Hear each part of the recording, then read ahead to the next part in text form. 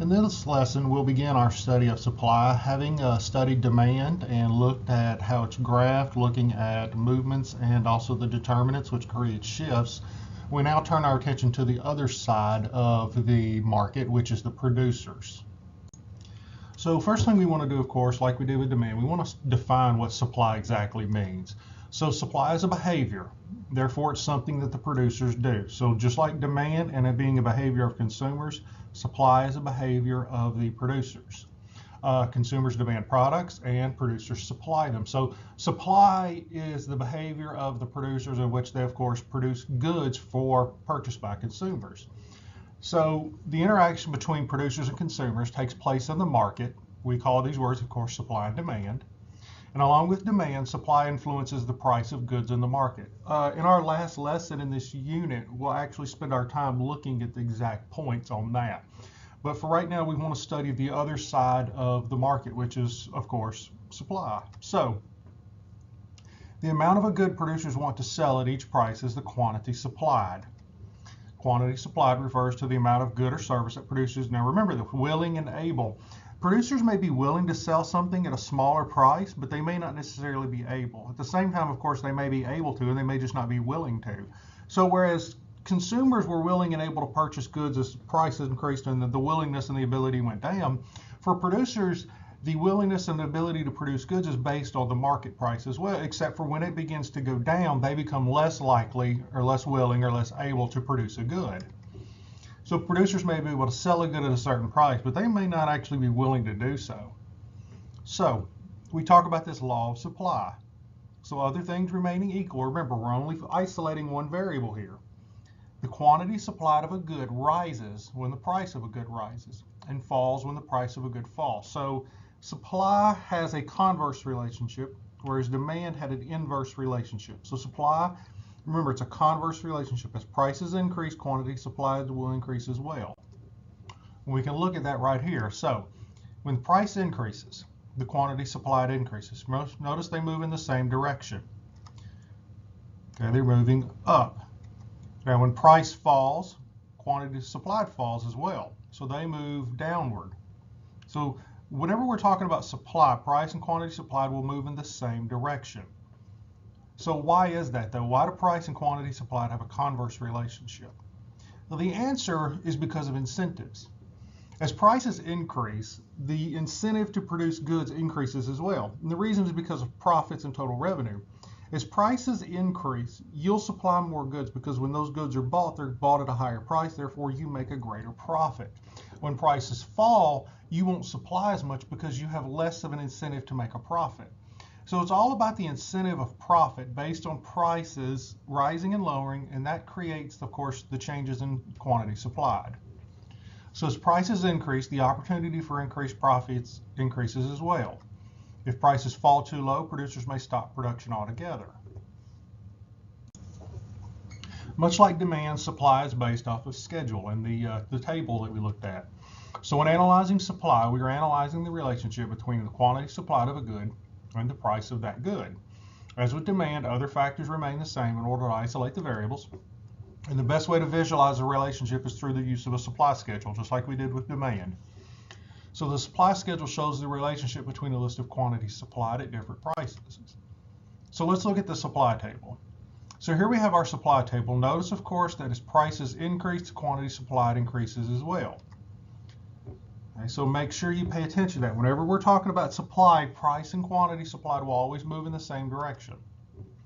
So remember that demand is an inverse relationship between price and quantity demanded, whereas supply is a converse relationship between the two. So with price, as it increases, quantity supplied will increase, and as prices fall, quantity supplied will fall as well. So the question becomes, much like we did earlier, are changes in quantity supplied the same as changes in supply itself?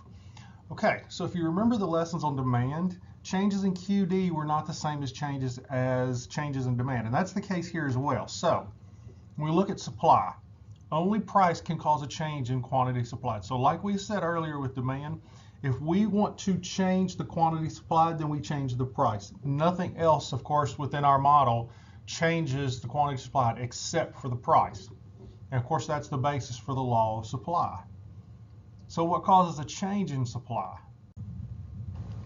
Okay, let's look at these determinants of supply. Remember, these are things that are going to cause shifts in the supply curve to the left or to the right. The first of which is the price of related goods. So when we break that down and talk about substitutes in production first, these are goods that can be produced in place of another. So when the price of a good rises, the quantity supplied rises of that good. That's the law of supply. We know that already. Now, that causes the good substitute to fall in production. So let's just take our simple example here with steak and chicken. Okay, so if the price of steak were to rise, producers would, of course, want to increase the quantity supplied. The reason, of course, is they could make greater profits.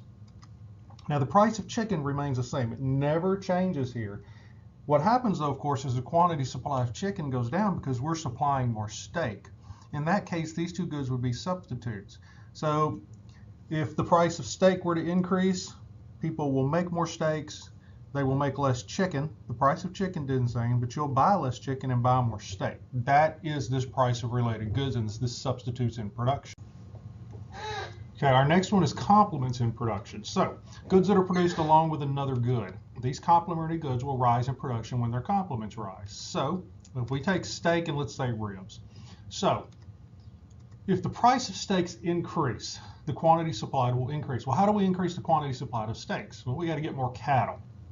Now, when we start to produce more steaks with that cattle we purchase, the price of ribs never changes, but you know that the quantity supplied of ribs will go up because of the fact that we bought more cattle to supply ribs. So in this case, these two goods are complements because as we purchase cattle to create our steaks, we'll have the leftovers that we can use to create other types of products, including, of course, ribs. So when the price of steaks increase, the number of ribs will increase as well, simply because we're buying and we're creating those two materials from the same input source, which in this case, of course, is cattle.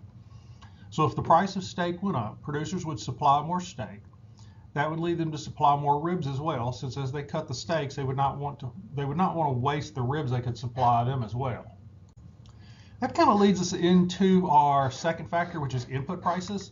Input prices are the prices of the resources used to make the product. So with cattle, for example, that would be an input into the production of hamburgers or ribs or steaks. So if the price of the resources used to make a product change, then so too will the supply of the good. So let's look at it like this. If input prices increase, then the cost of production increase for us and we'll lower our supply. So when input prices rise, we'll lower supply and shift it to the left. Now, look at this factor though. If we have an increase in technology, we find a new way to produce a good, the cost of that good's production will go down, causing the supply to increase. And it's the same thing with the input prices. If the input prices were to fall, the cost of production would fall and supply would increase.